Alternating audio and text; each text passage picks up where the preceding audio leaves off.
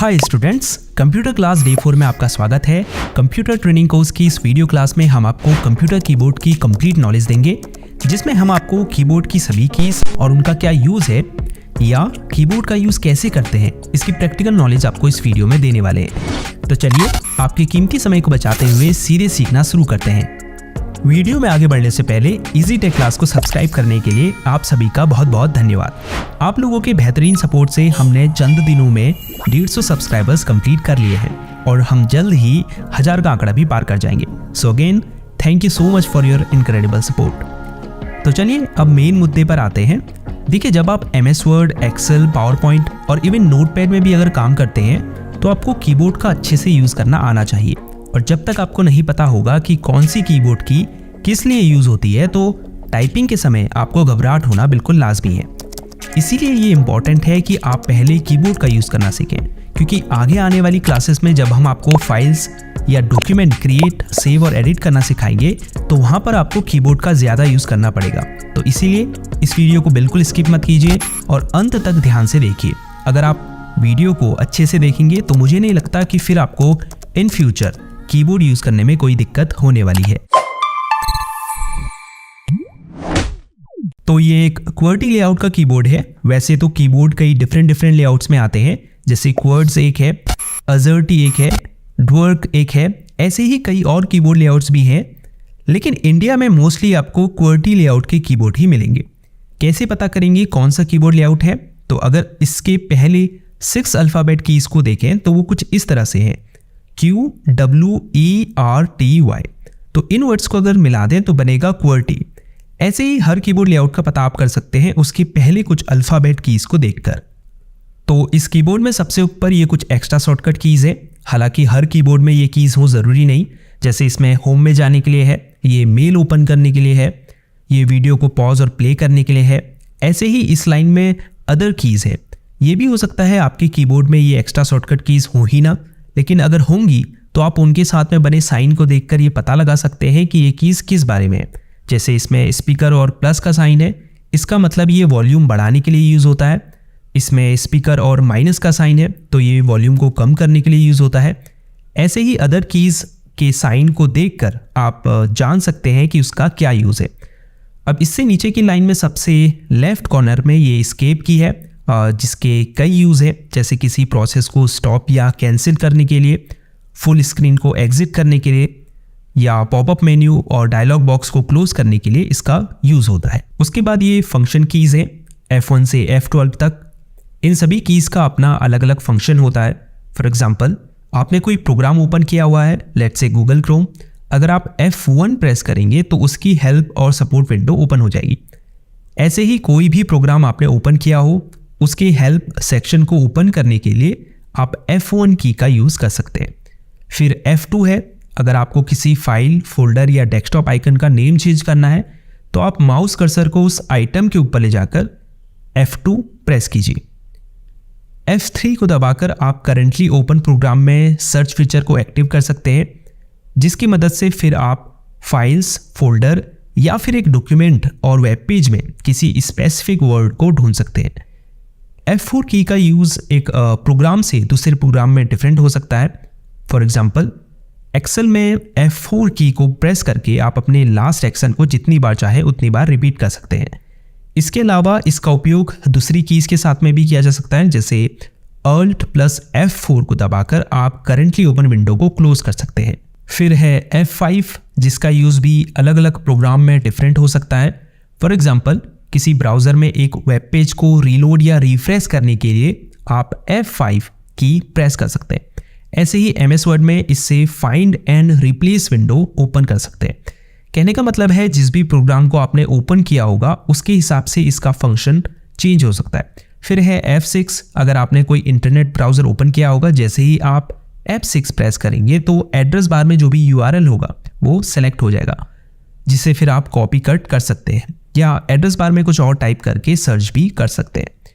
फिर है F7 की, अगर आपने MS Word, Excel, PowerPoint इन प्रोग्राम को ओपन किया होगा तो F7 की प्रेस करके आप स्पेलिंग और ग्रामर चेक करने वाले डायलॉग बॉक्स को ओपन कर सकते हैं। फिर है F8, अगर आपका कंप्यूटर टर्न ऑन हो रहा है और उस समय अगर आप F8 की को बार बार दबाते हैं तो आप बूट मेन्यू को इससे ओपन कर सकते हैं। F9 का यूज़ बेसिकली आउटलुक में ईमेल को सेंड करने के लिए किया जाता है। फिर है F10, इस की का अलग अलग प्रोग्राम में डिफरेंट फंक्शन हो सकता है। फॉर एग्जांपल, अगर किसी ब्राउज़र को आपने ओपन किया है और आप F10 की प्रेस करते हैं तो उसका जो 3 डॉट आइकन होता है, जिसे मेन्यू बार भी कहते हैं, वो सेलेक्ट हो जाता है। फिर आप एंटर दबाकर उसे ओपन कर सकते हैं। अगर F11 को आप प्रेस करते हैं तो आप ब्राउज़र में फुल स्क्रीन को एक्टिव कर सकते हैं। वापस F11 प्रेस करके फुल स्क्रीन को एग्जिट भी कर सकते हैं। अब लास्ट फंक्शन की F12 है। अगर आपने MS ऑफिस का कोई एप्लीकेशन ओपन किया होगा तो आप जैसे ही F12 की प्रेस करेंगे, इससे save as dialog box open होगा, जिससे आप अपने डॉक्यूमेंट को कंप्यूटर में सेव कर पाएंगे। तो ये थी F1 से F12 तक की फंक्शन कीज़। अब इसी लाइन में सबसे राइट कॉर्नर पर 2 कीज़ और हैं। पहली में लिखा है PRT/SCR SYSRQ। ये प्रिंट स्क्रीन की है, जिसे अगर आप प्रेस करेंगे तो आपकी पूरी स्क्रीन क्लिपबोर्ड में कैप्चर हो जाएगी, फिर जिसे आप पेंट सॉफ्टवेयर में जाकर पेस्ट कर सकते हैं। अगर आप अपनी पूरी स्क्रीन का स्क्रीनशॉट लेना चाहते हैं तो आप प्रिंट स्क्रीन की का यूज़ कर सकते हैं। हो सकता है दूसरे कीबोर्ड में PRTSC या फिर PRTSCN ही लिखा हो, लेकिन आपको ये देखना है कि अगर शुरुआत में PRT लिखा है तो वो प्रिंट स्क्रीन की ही है। लास्ट में स्क्रॉल लॉक की है। जैसे ही आप इसे प्रेस करेंगे आप देख सकते हैं स्क्रॉल इंडिकेटर ऑन हो चुका है। इसका मतलब ये है कि अब स्क्रॉल लॉक इनेबल है। अगर आपने MS Excel ओपन किया है और आप स्क्रॉल लॉक को इनेबल करते हैं तो इससे क्या होगा, स्प्रेडशीट में जो भी सेल सेलेक्ट होगी वो लॉक हो जाएगी, और जब आप अप डाउन और लेफ्ट राइट एरो की दबाएंगे तो आप दूसरी सेल्स में मूव करने के बजाय स्प्रेडशीट में up down left right scroll करेंगे। अब जिन भी कीज़ में सिंबल्स बने हैं ये सभी, उसके बाद ये अल्फ़ाबेट्स वाली कीज़, उसके बाद ये न्यूमेरिकल कीज़, फिर यहाँ भी जो सिंबल्स हैं, ऑल्दो न्यूमेरिकल कीज़ यहाँ भी हैं। तो ये जो सब कीज़ हैं, सिंबल्स, अल्फ़ाबेट्स और नंबर्स वाली, इन्हें हम टाइपिंग कीज़ कहते हैं, क्योंकि ये टाइपिंग में यूज़ की जाती है। अभी आगे बताऊँगा कैसे इनको यूज़ करना है। उसके बाद आ जाते हैं बैक स्पेस की पर। ये जो लेफ़्ट एरो है ये बैक स्पेस की का सिंबल है। जब आप इसे प्रेस करेंगे तो जिस भी वर्ड के आगे आपने माउस कर्सर को रखा होगा उसका एक कैरेक्टर डिलीट हो जाएगा। अगर आपने डॉक्यूमेंट में एक से ज़्यादा कैरेक्टर को डिलीट करना है तो बैक स्पेस की को वहाँ तक दबाए रखें जहाँ तक डिलीट करना है आपको।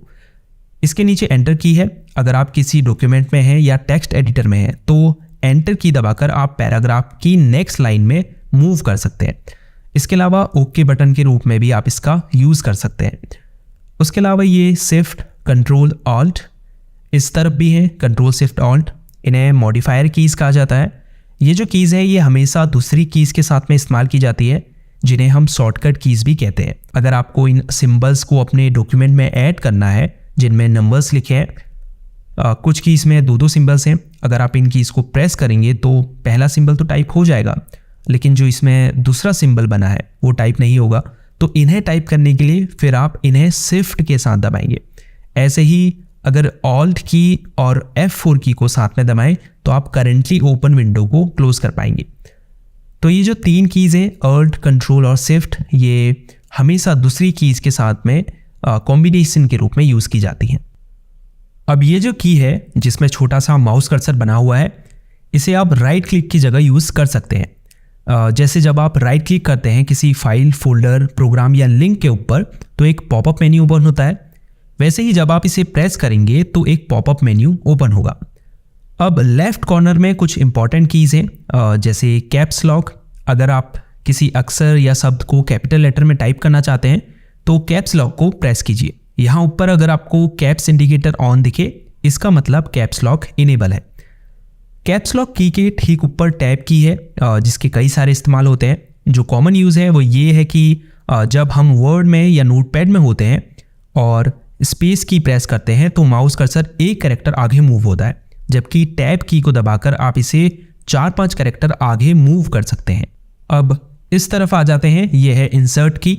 अगर आप किसी वर्ड प्रोसेसिंग सॉफ्टवेयर में, फॉर एग्जांपल MS वर्ड में या वर्ड पैड में, माउस कर्सर को किसी वर्ड के ठीक पहले रखें और फिर इंसर्ट की दबाएं और कुछ टाइप करें तो होगा ये कि जैसे ही आप कैरेक्टर टाइप करना शुरू करेंगे, ये पहले लिखे वर्ड को डिलीट कर देगा और इसे नए टाइप किए गए वर्ड में बदल देगा, जिसे हम ओवरराइट करना भी कहते हैं। इसके नीचे होम बटन है। अगर आपने माउस कर्सर को किसी पैराग्राफ लाइन के बीच में या लास्ट में या स्टार्टिंग में छोड़कर कहीं भी रखा है, अगर आप होम की दबाएंगे तो कर्सर लाइन की शुरुआत में आ जाएगा। इसके अलावा अगर आप किसी वेब पेज के एंड में होंगे तो आप होम की दबाकर वेब पेज में टॉप पर आ जाएंगे। फिर ये डिलीट की है, जिससे आप सिलेक्टेड फाइल या फोल्डर को डिलीट कर सकते हैं या किसी सिलेक्टेड टेक्स्ट या पैराग्राफ को भी डिलीट कर सकते हैं।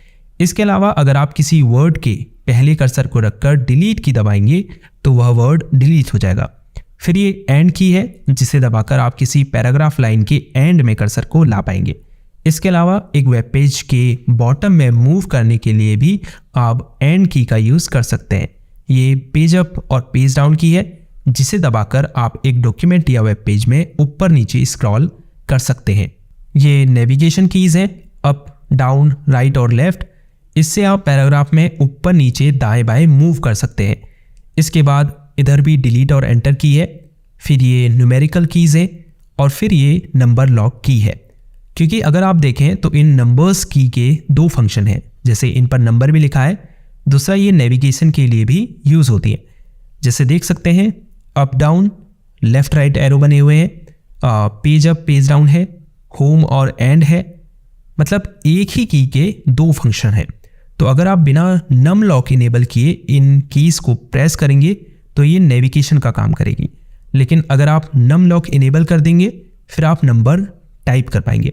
ये ऊपर नम इंडिकेटर आपको बताएगा कि नम लॉक इनेबल है या डिसेबल है। तो ये थी कंप्यूटर क्लास डे 4, जिसमें आपने कीबोर्ड की सभी कीज़ और उनका यूज़ करना सीखा। जाते जाते वीडियो को लाइक ज़रूर कीजिए, क्योंकि इससे हमें पता चलेगा कि आपको यह वीडियो पसंद आई है, और चैनल को सब्सक्राइब भी ज़रूर कीजिए। कोई सवाल या सुझाव हो तो नीचे कमेंट करें, हम उसका रिप्लाई आपको ज़रूर देंगे। तो इस वीडियो में इतना ही। See you in the next video. तब तक के लिए गुड बाय।